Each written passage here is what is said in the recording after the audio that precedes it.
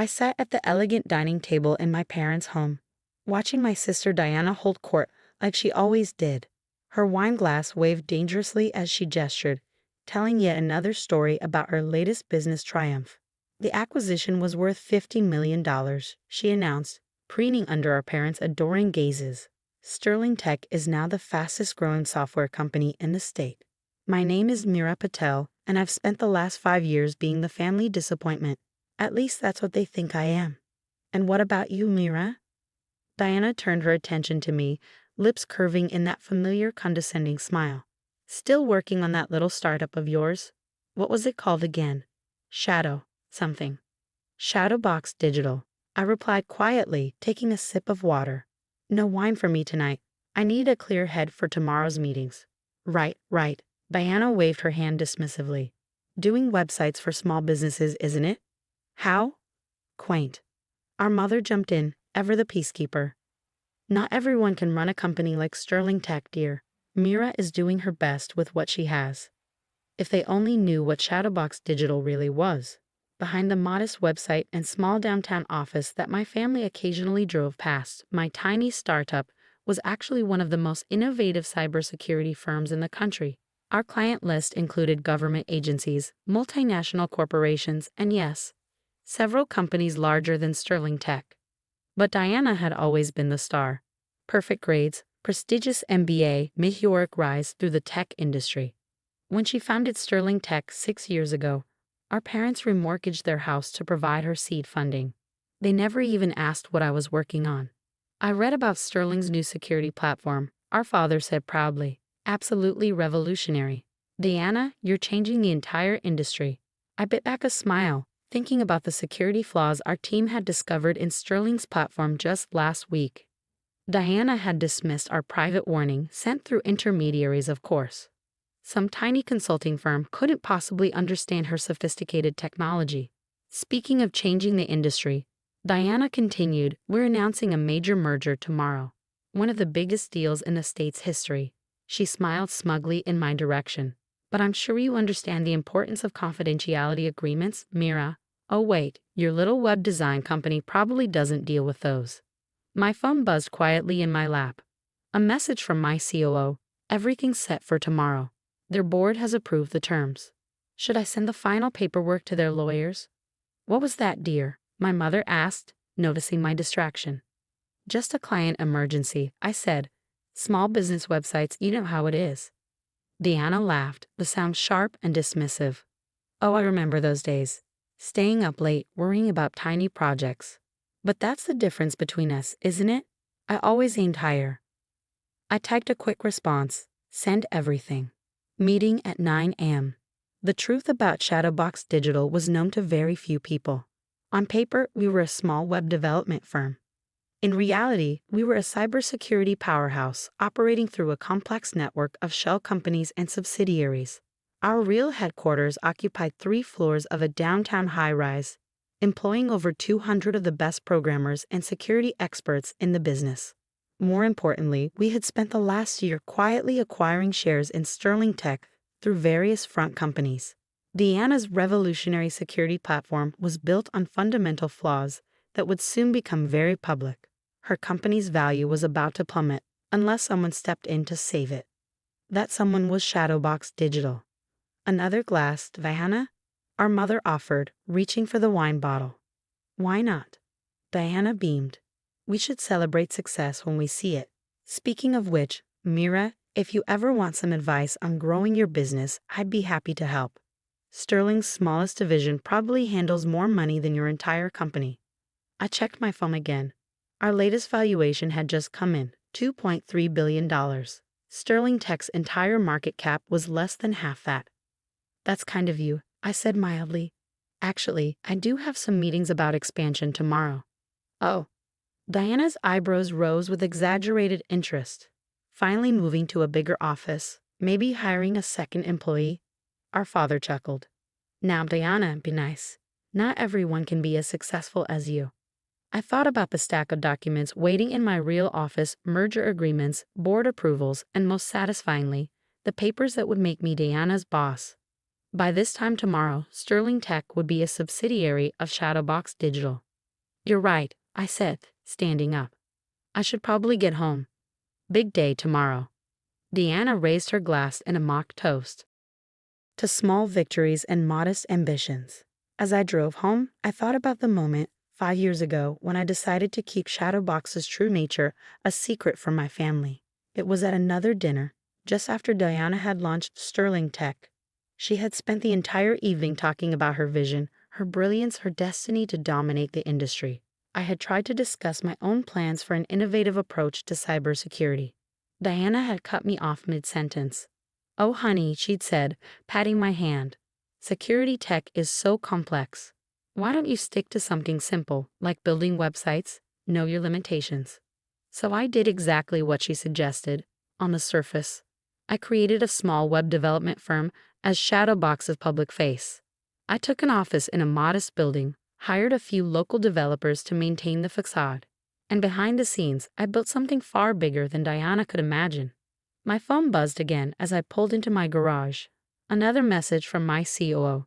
Final confirmation from their board. They have no idea who's really buying them. You should see their org chart for the merged company. They have you listed as reporting to Diana. I smiled, thinking of tomorrow's meeting. Diana's face when she realized that her tiny startup sister was about to become her boss would be priceless. Sometimes the best revenge isn't proving people wrong.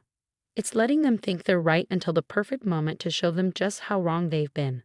The next morning, I stood in my real office, 40 floors above the city.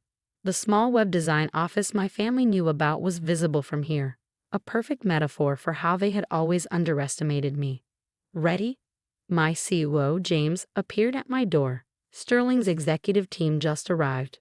They're in the main conference room. I smoothed my designer suit, a far cry from the casual attire I wore to family dinners. "Is Diana here yet?" "Just walked in." You should see her face trying to figure out why the merger meeting is being held at a company she's never heard of. I smiled, picking up my tablet. The last 5 years had been building to this moment. When I entered the conference room, Diana was standing at the window, her back to the door. She turned, recognition and confusion flooding her face. "Mira, what are you doing here? This is a private meeting." I walked to the head of the table, setting down my tablet. "Actually, I called this meeting." Deanna laughed, but it sounded forced. "Don't be ridiculous. I'm here to meet with the CEO of Atlas Dynamics." Atlas Dynamics was one of Shadowbox's many shell companies, the one we used to negotiate the merger. Atlas Dynamics is a subsidiary of Shadowbox Digital, I said calmly, nodding to James to start the presentation. "My company." The room fell silent. Diana's face went through a rapid series of emotions: confusion, disbelief, dawning horror. "That's impossible," she finally managed. "Shadowbox is a tiny web design company. You build websites for restaurants." "That's our public face," I agreed. "But perhaps you should have looked more closely at who's been acquiring Sterling Tech shares over the past year, or who sent you that security audit warning last month, the one you dismissed because it came from a tiny consulting firm." Deanna's champagne glass slipped from her fingers, shattering on the polished floor. "No." I clicked through to the first slide, displaying Shadowbox's true organizational structure. Shadowbox Digital is the parent company of 7 technology firms, including Atlas Dynamics. We specialize in advanced cybersecurity solutions, with a current market valuation of $2.3 billion. The Sterling Tech board members were shuffling through their papers, whispering among themselves. Diana remained frozen, staring at the org chart. "As of this morning," I continued, "we own 51% of Sterling Tech's shares. This meeting isn't to negotiate a merger. It's to announce one." "You can't do this," Diana whispered. "Actually, I can. Your board has already approved the deal. They were quite eager to accept our offer, especially after we demonstrated the critical security flaws in your new platform." Diana's face flushed red. "Those warnings came from you?" "We tried to tell you privately. You chose not to listen." I turned to address the broader room. "Sterling Tech will become a division of Shadowbox Digital. We'll fix the security issues, integrate the salvageable technology, and restructure the management team." "Restructure?" Diana's voice cracked. "I'm the CEO." "Not anymore." I slid a document across the table. "Your resignation letter is already prepared. Don't worry, your golden parachute is quite generous. The next hour was a blur of signatures, legal requirements, and shocked silence. Diana sat in her chair, seemingly unable to process what was happening. Finally, as the board members filed out, she turned to me. "Why?" she asked. "Why go to all this trouble? Why pretend to be small?" I sat on the edge of the conference table. "Do you remember 5 years ago when you told me to know my limitations? You, Mom, Dad, you all decided what I was capable of without ever bothering to find out what I was actually doing. So this is revenge." "No," I corrected her. "This is business. Sterling Tech is a good acquisition for us, despite its flaws. The fact that it happens to be deeply satisfying is just a bonus." My phone buzzed. A message from our mother. Diana just called in tears. "What's going on? What have you done?" I showed the message to Diana. "They still think you're the successful one. Should we go tell them together?" The family dinner that night was very different from the previous one. I sat at the same table, but now Diana was the quiet one, pushing food around her plate. "I don't understand," our father kept saying. "How could Shadowbox be worth billions? You work in that tiny office downtown." "That's just for local web design clients," I explained. "Our real headquarters is the Hamilton Tower. You can see my office from here. Top 10 floors, north side." Our mother reached for her wine glass with trembling hands. "But Diana, Sterling Tech will be well taken care of as part of Shadowbox," I assured her. "Though Diana has chosen to step down as CEO." "Stepping down is a polite way to put it," Diana muttered. "You could have warned us," our father said accusingly. "All these years pretending to run a small business." I raised an eyebrow. "Would you have believed me? You never bothered to ask about my work, except to compare it unfavorably to Diana's." The silence that followed was heavy with realization. Years of assumptions, dismissals, and condescension hung in the air between us. Finally, Diana spoke. "I underestimated you. We all did." "Yes," I agreed. "You did." In the months that followed, Sterling Tech was integrated into Shadowbox. The security flaws were fixed, the technology improved, and the company flourished under new management. Diana took a job with a smaller tech firm, hopefully having learned something about humility. Our parents stopped comparing us, though they still struggled to understand how their underachieving daughter built a billion-dollar company right under their noses. As for me, I kept the small web design office downtown. It serves as a reminder that appearances can be deceiving, and that sometimes the best success is the kind no one sees coming. Occasionally, I drive past it on my way to my real office, remembering Diana's words. Such a tiny startup.